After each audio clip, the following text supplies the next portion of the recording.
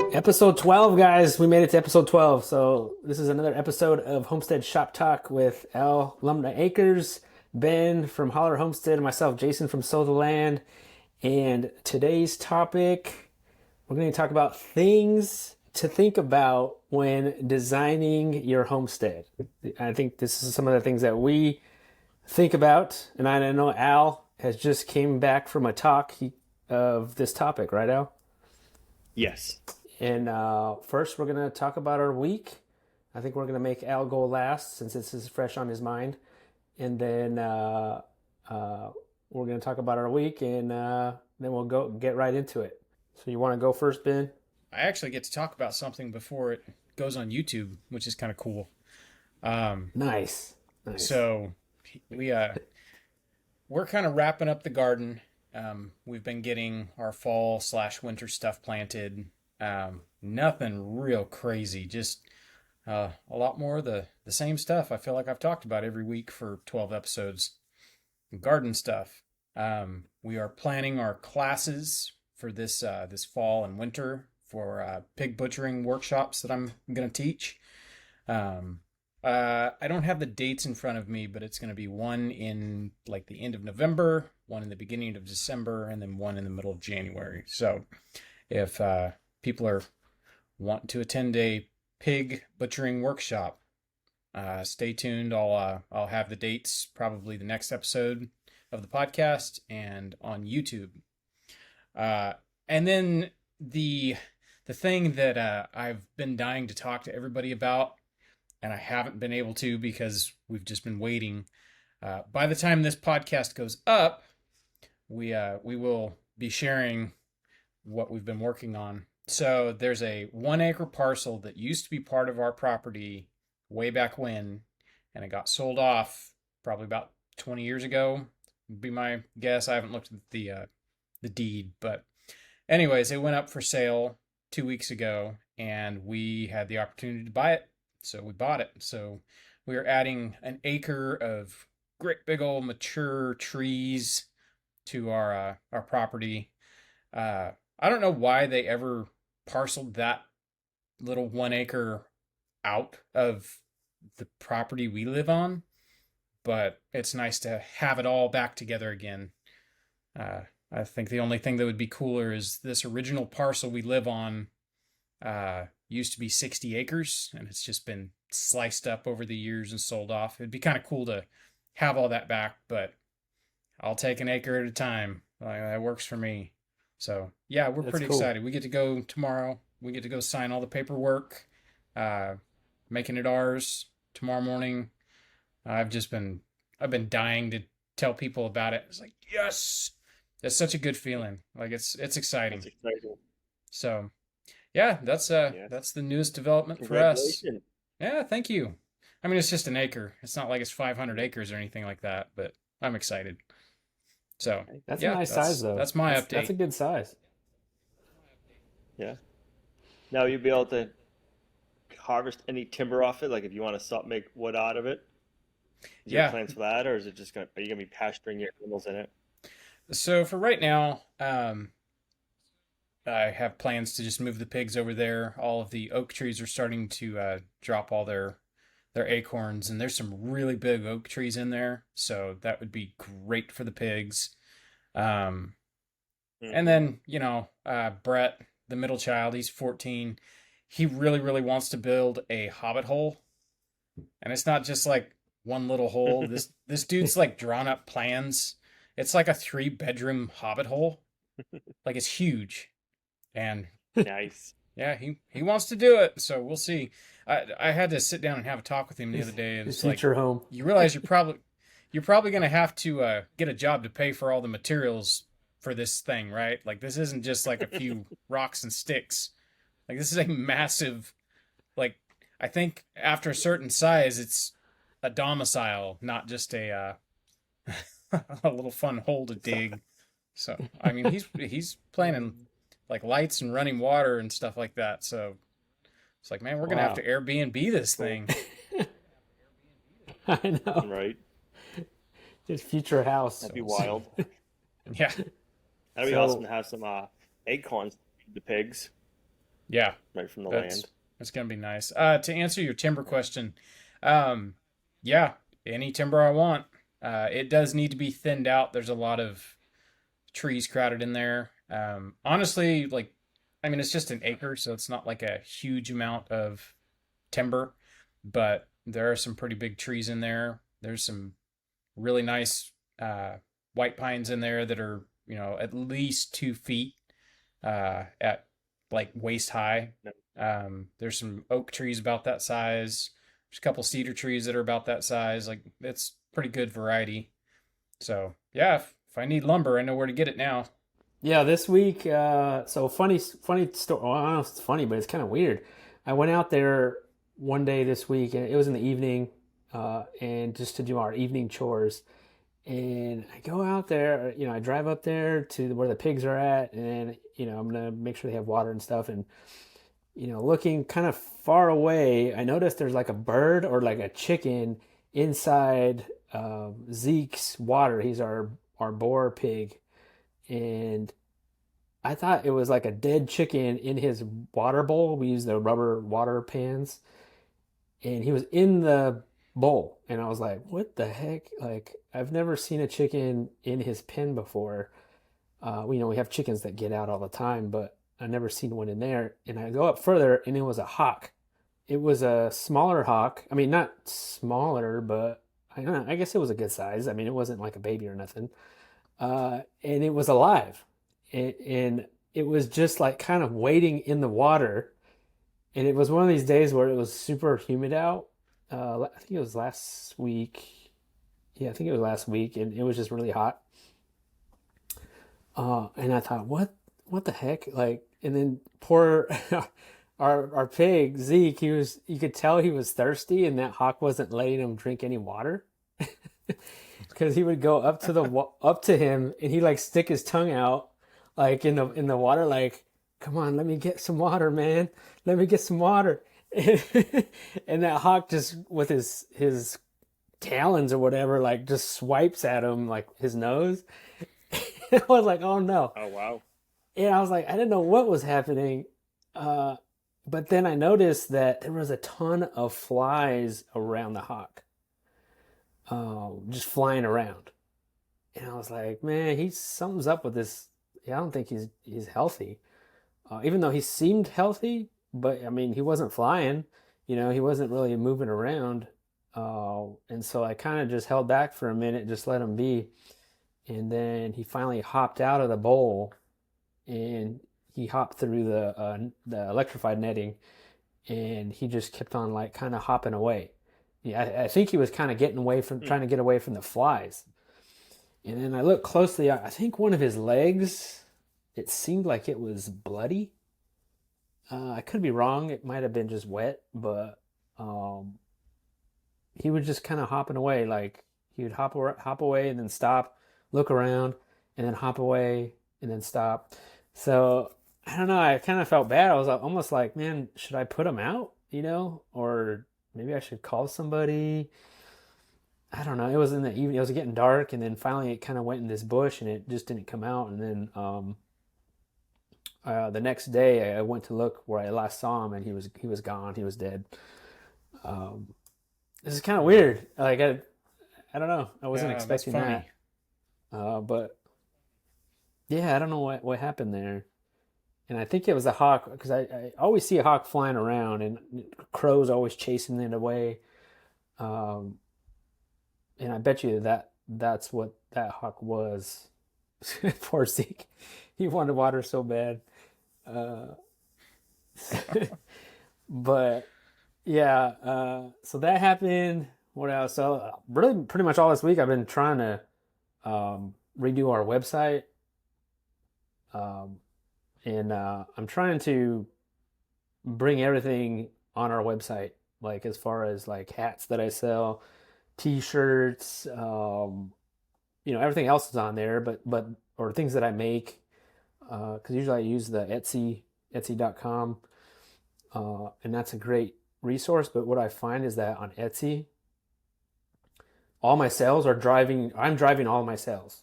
Like, Etsy's not really helping me sell stuff. So like I'm getting more traffic on my website now than I do on my Etsy shop. So it's like before it was the opposite, because we've been on Etsy probably for like the last 7 years. So I figured, man, why don't I need to bring everything all on my website because I get more traffic that way, and it's like, rather than to have people go to this website and that website, everything needs to be in one spot. So I've been trying to, which it's always going to be a work in progress, but at least I have some stuff on there now that I'm going to sell. And then by the time this podcast goes out on Friday, I'm doing another in-person workshop here at our place, which is going to be a chicken tractor building workshop. And I did it last year at this time, and I think it went really well. I don't open it up to a ton of people, but maybe 8 people. And 8 people, no, 6 people. I had 6 people come last year, and it was just all day, just teaching people how to use tools and build a chicken tractor, and then we're gonna raffle it off to the people, one person who attends. And it had people. You figure it'd be like maybe all women come or something because they typically don't know how to use the tools. But it wasn't that case at all. I think there was one lady who came, and then the rest were like older guys. I mean, there were some older guys that were older than me and didn't really know how to use a saw. So I find that interesting, No, which was great, and I don't know. I guess you assume that everyone knows how to use these tools, but they don't. And that's just kind of cool to be able to teach people that. So that's on October 21st. That's when that class is going to be. How long does it take you to build it? Can you do it in a day, 2 days, or? We'll do it in one day. You will? Nice. Yep. I was curious about that last year when we first did it because I was like, I hope we do it in one day.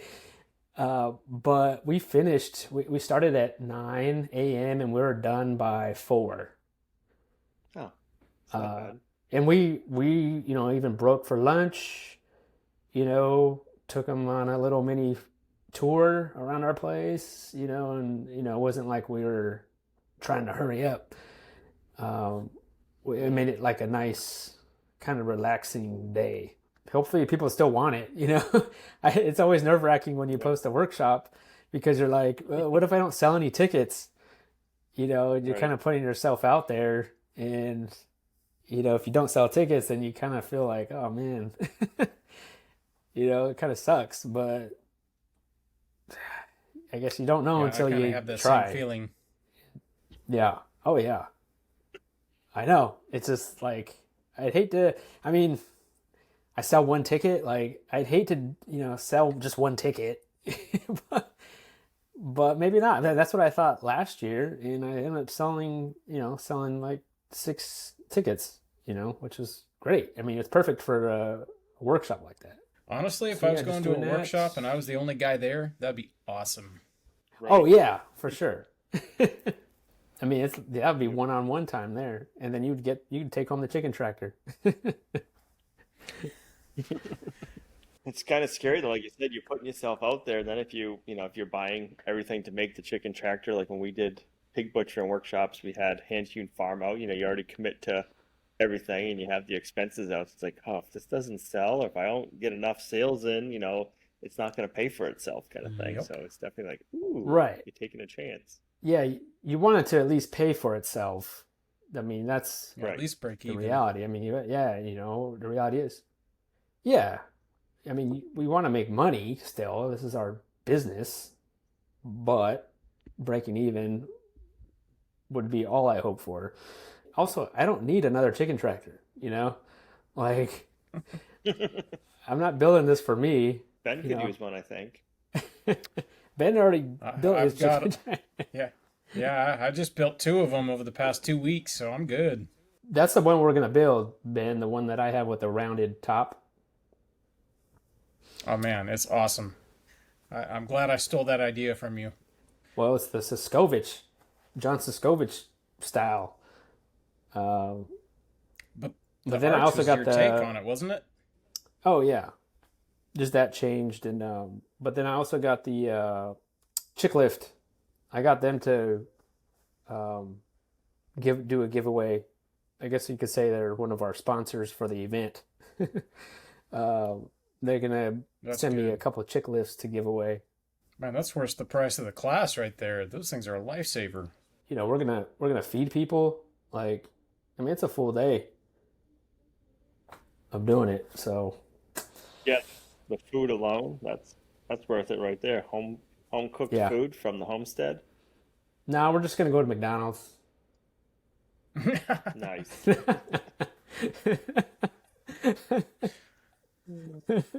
Now I know you're lying. Have you gotten any rain since the roof's been done? We got a little bit. It's flying here. We got a little bit, but not much. So how about you, Al? What's going on with you? You had a busy weekend? Busy weekend, busy couple of days so far. I'm sitting in front of me is sitting like 350 pounds of coffee. We got the next Dang. coffee batch coming out Wednesday, so at work, this is about double from what we did the last time, and the first time we doubled it. So second time was doubled, and then we just kind of keep upping it to see because it sells out. So like there's like, oh man, how much do you order?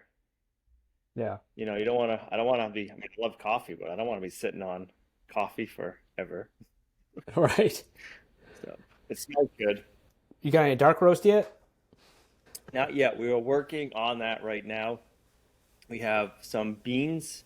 We're having two different style of beans come in, and then we'll have them roasted up, dark roast, and we'll mix them, and we'll see if we like them single origin or if we want to mix them like 50-50 or 25-75 and see which one we like the best. So that should hopefully be in the next release. We want to make sure we get a good one. We've tried a few, but we weren't in love with them. So we said, you know what, let's hold off. Let's get some new beans coming in and try them. So this past weekend, we went to the Homesteaders of New England conference in Southern New Hampshire. That was the first time I've ever done anything. That's the first time I've done any talking. I've gone to an event before, but never done the talking. So this time I went, we talked, and we talked about um, the principles that I use to design the homestead around. Most of the talk went well. Yes, I talked about the principles that I try to keep in mind while we're building and designing the homestead. And so the big one for us is we're in growing zone 4B. So we have a lot of different things to always think about. It seems like a lot of, especially before, like a lot of stuff you'd see on TV or YouTube or read in books, it was all for homesteading down south where they don't get snow or they don't have like crazy cold winters. I know how you guys know how that is. Yes. That's why we So moved here. just always right. Yeah. I don't blame you. Yep. I was thinking of you guys. It was like 90 degrees and hot and sunny the Yuck. day of the conference. I was like, this is Oh, supposed to be nice. fall. It's supposed to be like sweatshirt weather, but it wasn't. Was it a good turnout at that event? Yeah, I think so. It's their second year doing it. So next year, I think the plan is to get it even bigger. So they had a bunch of sponsors there. McMurray's Hatcheries was there. It was nice to meet Ginger from McMurray Hatchery. Yeah. They had some other vendors there. They had, trying to think, so Troy from Red Tool House, he's in southern West Virginia. Yep. He was there. He did a talk on Sunday about pastured pigs. Goldshaw Farm, he was there. He did a talk on his farm not making you happy, I think was the title of that one. Farming won't make you happy. I think that's what it was. Um, there was the Homestead podcast journey. That guy's from New York. He was there. There was quite a few people. Hmm. It was nice to mingle with like-minded people Did you have a for vendor sure. booth there at all? Now I did not. No, we just Yeah. went down for the day, so it was like a 2.5 hour ride one way. So we Okay. spent, I don't know, probably 6 or 7 hours there, and then we spent 5 hours driving. So it was a longer day, but it was fun. You guys went to the farm where you homestead conference. Was that the one that was local for you guys this year? Yeah, Farm the Where You farm where you Live. live. I spoke at that one, and we had a booth. It was good. You did Yeah. both, booth and yeah. Yeah. Yeah, I actually got roped into helping teach a pig butchering class. My friend Billy was teaching, and I walked up to say hi, and he was like, "Hey, come help!" So I helped him 2 days, and then because of that, the uh, the organizers they set it up, and basically we did a class. Just me and Billy did a class, a whole separate event, and we did that in March. Really good people. We really liked uh, the organizers of that festival. It's really cool to see how the Farm Where You Live festival thing has grown. Like it's pretty cool. Now, do they just do them in your area, the farm where you live, or do they go around the U.S. and do that one? It's pretty much around us. Or It's like they're yeah. South Carolina. They did one up here, so around this general area, within 50 Yep. miles of us. So I was just talking about the principles that I'm always thinking about, and I think the big one for us is snow and cold and how to prepare the homestead for the cold weather so it's as Yeah. enjoyable as it can be, so you're not fighting yourself for 6 months. Like the big one for us when we were designing the new place is one of the first things we did is we did underground gravity fed spring water system, so that way we have frost free hydrants out in the pasture, and I left it so we can add on when we build our barn, we can bring the gravity fed water down to the barn and have that frost free hydrant. But I was also thinking back, like when we started homesteading and started doing it at the other property, I was always carrying like 5 gallon pails around to water the meat birds. And then I had IBC totes for years sitting hidden in like a woodpile area. And I'm like, one day it dawned on me, I'm like, why don't I put this on a trailer? And then I can bring it over to my hose, fill it up with 250 gallons of water, and then I can trailer it over to where the meat birds are. And I don't have to lug 5 gallon pails all around my yard. Yeah. I I know. Yeah, think that took me like 5 years to figure that one out. But, this is our Yeah. our like It's because fourth you year didn't see it in a doing YouTube meat video. birds. We right. finally put a 55-gallon drum on a little cart, and we do the same thing. It's a game changer. I don't know why we didn't figure that out sooner. Because we do it for our pigs. We've done it for our pigs forever with a 55-gallon drum and the water, the water nipple, and you just fill that up once a week, every other week kind of thing. But yeah, never thought of it for the chickens before. Like it was a couple of years I figured it out, but I'm like, why didn't I think of this sooner? But I know like I'm always thinking about like if we're building a building, which way the roof lines are going. So you have your roof lines going, and then you have your doors in front of the roof line. In the wintertime, you're shoveling snow all the time. Or if you can have your doors on like the gable end, and that way you don't have to. And then also for like if we're designing our walkways or our driveways and just different roads, same thing with the snow, just always trying to think, okay, where's the snow gonna go? Or if I gotta plow it or shovel it, where am I gonna push it to and not block something? That would be way different to figure something out like that. I mean, I haven't had a piece of raw land where you start from nothing. So I think that would be just so different to think about that kind of stuff because you just usually just buy a property that already has a house on it and you go from there.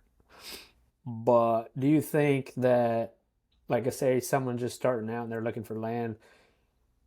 I mean, if you have an opportunity to buy raw land versus land with already a house or structures on it, I mean, I don't know if the question is which is better, but like, what if money wasn't the I issue? think the I think the big one is what did they do on the land before? Like with raw land for Mm, us, it's all woods. Back in like the 1800s, it had sheep on it. But most of the farmland around here, like if we were able to buy like an old farm up, it was most likely at some point a conventional dairy. And if it had crops on it recently, it would have been GMO corn. It would have been sprayed, and it would have been, because we had looked at some properties, and it was like, yeah, it'd be nice, but I'm not going to use that style like chicken coop. They had like, they were raised meat birds or egg layers or something. I was like, well, what was in those cornfields? Kind of thing. So it's kind of Yep. Yeah. thinking about that kind of stuff. It's cheaper if you can find something that already has buildings on it versus building from scratch nowadays. You know what I mean? Yep. But Yeah. I think the big one is what was on the land first I see. Yeah. or recently. Right.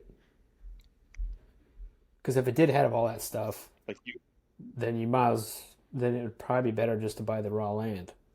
but like you had land with a house on, but you had cow. I mean, you had horses on your property, Jason. So it Yeah. wasn't. So you kind of had a. You didn't have raw land, but you had a good situation where you were able Right. to buy Right. old pasture land that wasn't Right. most likely didn't have very many chemicals on it. Right. I mean, there's still out there right now, horse manure that has not decomposed yet. Wow. Like a pile of it. Like it's still like it's just hard as a rock. Like, it's been a year and a half since the horse has been on this place. The chickens don't go to it. No, they don't. They like walk right over it. Like they don't even scratch at it. Like there's no. It's like it's not even life in that. Like it's just like a hard. I don't know what it is. It's like paper, like a rolled up piece of paper. Like a pile of it. Probably means It's those weird. horses weren't fed anything organic.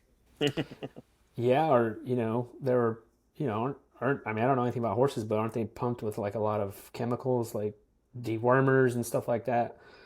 Uh, maybe that too. Yeah. Yeah, that But could be there's could be what's going on. So one thing I kind of think about, or one thing we haven't done yet, somebody brought up. I like to get Ben's what he thinks about it. Like somebody said that people always say you should plant like your trees and everything as soon as possible. I know we haven't planted any trees or fruit trees, and we want to. My take on that is I want to wait to figure out exactly where I want like my apple orchard and my berries, and then plant versus planting it too soon and having it in the wrong spot. I know you're the big tree guy, Ben. So what are your thoughts on that? And what did you do, I guess, in your homestead? So, truth be told, um, I actually think that the spot we have the orchard in is not the best spot, just purely based on the soil out there is trash. But as far as the location goes, it's perfect. Like I have not regretted where we put the orchard Yep. once. I think isn't that the number one rule of permaculture? Observe. So that was what we did. We sat Yep. and we stared Yeah. at it for a while, and it was like, where do we want trees? And as we looked at this one little corner of the yard, it was like, this makes the most sense. We don't go over here for anything. Uh, it's kind of steep to, really put animals on. The grass isn't real good, so we're not going to graze over here. That kind of thing. All the things that you talk about. Well, then we decided to put the orchard there, and it's worked out great. But the struggle has been I have to keep everything mulched. Everything has to be mulched. Um, it's funny, we have all of these drainage ditches, the whole property. It's everything around here. It's like 500 acres around us has had this dirt work done where the I guess that it would have been the county, the Soil Reclamation Act back in the 30s. They came in and to fight erosion, they dug these drainage ditches on contour, so it slows down the water but diverts it all to one point. Well, I have those same anytime ditches. you have a drainage ditch, yeah, you got them too. Like they're everywhere around us. Anytime you have a Crazy. drainage ditch, you can have sediment build up and it creates a dam, and then you get little water holding ponds. Well, up by the orchard, the we call it the swale that's above where the orchard's at, it'll fill up until it's about 2 feet deep with water on the uphill side. Well, the Wow. two closest rows on the other side of the hill from that have done absolutely amazing. We are getting fruit from those two rows. The trees have done better because they can tap through that hillside into that water that's, having to sink in slowly. Um, Whereas the, third row of trees down, they have just suffered. They have not done very good at all because of the water situation. So, stuff like that. Observe. Generally, the spot that we picked was fine, but in hindsight, rather than doing 3 rows of trees in the orchard, we would have only done 2, and we would have done them in a longer row because of where they can tap into water from uphill, upslope. So, just stuff like that. Um, I guess another thing would be, you know, you put your trees in your zones. You got to figure out your zones. I would say this is like zone 3 is where these trees are. I have another orchard that I've got, and it's out in zone 5. I don't hardly ever go out in the woods. Really, it's kind of a weird spot to have an orchard, but the reason I did it was because it's got a different microclimate, and I wanted to see if I could grow peaches in this other microclimate. Uh, and it turns out I can. Like my hunch was correct, but that goes back to that rule: observe first. So yeah, I there is a lot of like pre-planning before you go sticking trees in the ground. Figure out if it's a spot that you're ever going to need to do something in. Figure out if it's a spot that's convenient. Make sure it's a spot that if you see deer eating your trees, you could do something about it. Yeah, last year when we first moved, we were given some apple trees. Billy from Perma Pastures gave us some apple trees, and we're like, oh, we got to plant these, because he was like, you got to plant them right away. And I'm like, I don't even know where to put. We just moved here. I don't even know where to put them. And we saw a flat spot that was a little further, kind of far away from where our house was. And Lorraine's like, how about this spot? And I was like, sure, let's do it. And so we planted them. And, after about 6 months, we realized we don't want them there because it was like the flattest spot on our property. Uh, Now, so we had to dig them up. We dug them up and we put them kind of closer to the house.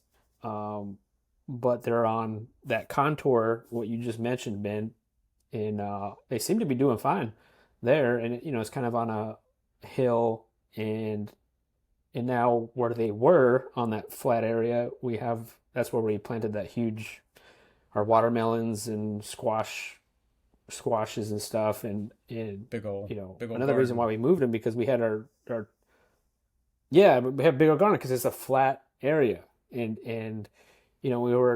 they were in our way. The trees were in our way when we wanted to like move the 2 cows that we had or move pigs, and so but that was all because we didn't wait and observe onto where we actually wanted them. Uh, but now I feel like they're in a good spot. But who knows? We might say otherwise come, 5 years from now. I mean, I don't know. But The other question we seemed to get a lot was a lot of people asking, how many animals can I have on my property? It's this big, it's that big, and I think that's a hard question to answer. Like It is a depends. hard question. everything that just kept popping into my head was is your property, Jason. Like when you first bought your property, it was like a desert, and now it's thriving with grass compared Yeah. to what it was like before. So I'm like, just it's hard because it all depends on what you have for grass growing, but just because you have a little now doesn't mean you're not going to have always have a little. So it's just kind of like, I guess, start small and grow your way up. Yeah, that's Yeah. a management problem It's too. Is the way it was managed was there was no management, and now the rotational grazing Jason's Right. doing, like it really shows. I guess that's the other thing. It's like how much management does the do you want to do if you're starting a homestead? How much management do you want to do with your animals? That depends on how many you can get and how much you can add over the time. yeah, your time, do you have time to? be moving animals every day, or trying to figure out if you could automate some of this stuff. I think automatic chicken coop doors is Right. helpful, super helpful, or like waters and stuff like that. Uh, Especially if you work a regular office or just a 9 to 5 job. Like egg layers can pretty much be automated. Yeah, it just depends on how much time you have and how much time do you want to be putting into moving animals. I think the meat birds are easy to move because that takes you what, Yeah, a couple of minutes to move each chicken tractor. I think it's when it comes to the larger animals, especially if you're using like a poultry net or something. If there was a way to conveniently pick up, gather, and hold the poultry netting together when you moved for another pasture, it would make moving that fence so much more easier. Yeah, that's the I truth. always get mine tangled up and twisted it up and tripping on it, and it's like, man, if this was just like a brand new roll every time, I'd have this done in 5 minutes. I seen a video recently where somebody made, I don't know if it's a company or if somebody made it, but I mean it was a big chicken tractor with, they probably had like 100 birds in there or something, but the net, they had a poultry netting around it and everything moved with the coop, like the netting and everything. I saw that I think I just saw that on Instagram or Facebook. I don't know if it was like Rebel Pastures or somebody, but Yeah. yeah, it was like all automated. It was like one of those big greenhouse style chicken tractors almost. Yeah, and all the netting was already just up and everything was just moving all at once. I was like, oh, Yeah, that seems cool, I'm but gonna have to look that up. right, if if you have flat land, right. Yeah, Yep, who that's where has it's flat at. land? we don't. Yeah. People out in Kansas. Not us. No. Right. Yeah. Yeah. Yeah, it doesn't always work. Yeah, Iowa. it just depends. It depends on your area, it depends on your property, depends how much grass you have, on how many animals you can put on it, what can you do on it. I mean, it's hard. How much time you want to invest in managing everything. I think what would be helpful if people, if they move to an area or they get some land, is like try to, I don't know, it's hard, but if you could try to connect with other people around you that are doing what you want to do, um, not everything maybe, but like if they're kind of doing the stuff and you go visit them and see what they're doing and seeing how they're doing things, I think that's a huge inspiration on what somebody can do on their property. Not the same thing maybe, but like they just get ideas from other farms around Yep. you. Then I guess one of the other questions we got quite a bit was, how do you keep doing it? I think a lot of the question was YouTube based, but also homesteading based. Like, how do you stay doing it through the ups and the downs?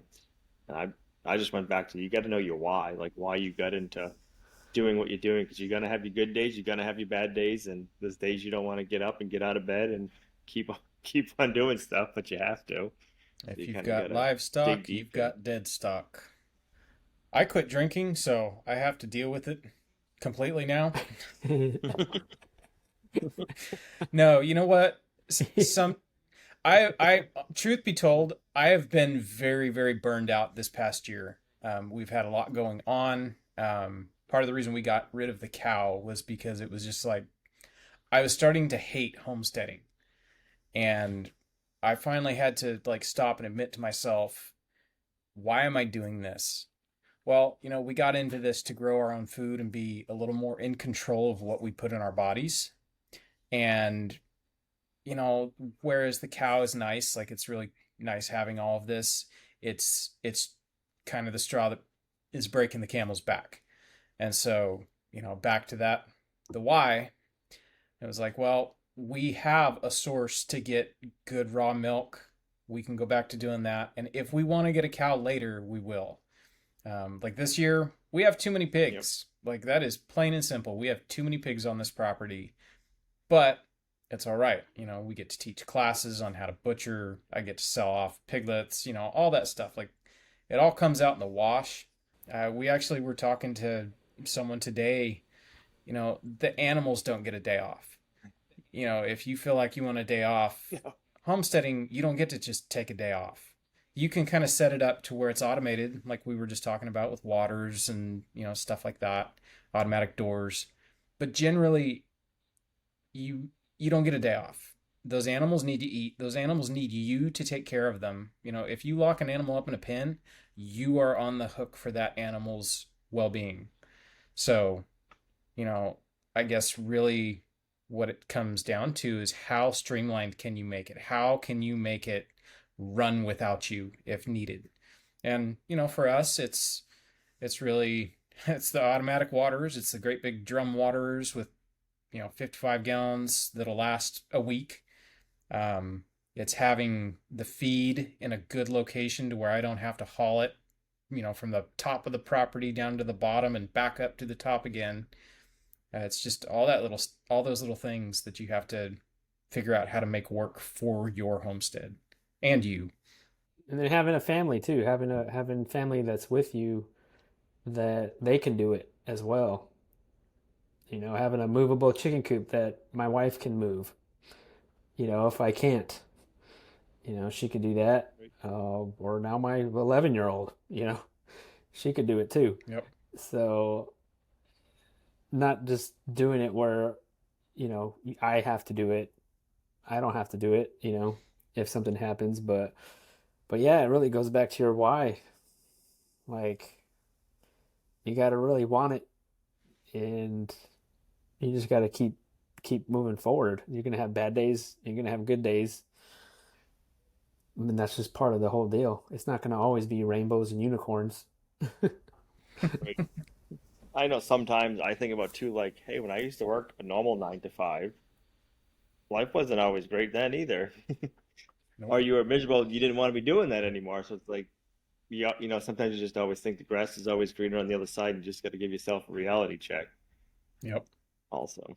Yeah, that's a good point, because sometimes I have to put myself in check, and sometimes I'm like, man, this sucks. Like, I don't feel like doing this anymore or that. But then I like, man, I remember though. I try to remind myself of what I felt like sitting in that office, Right. and I wanted this life so bad. And Right. I hope I never forget that feeling. And sometimes I do forget, where I have to remind myself about that. But I hope I never forget that feeling of, remember? You remember when you felt that way? Well, Mhm. now you're doing Ask it. yourself, Yep. right? Yeah. Ask yourself, what's the other option? Yeah, no complaining. Yeah. Don't complain now.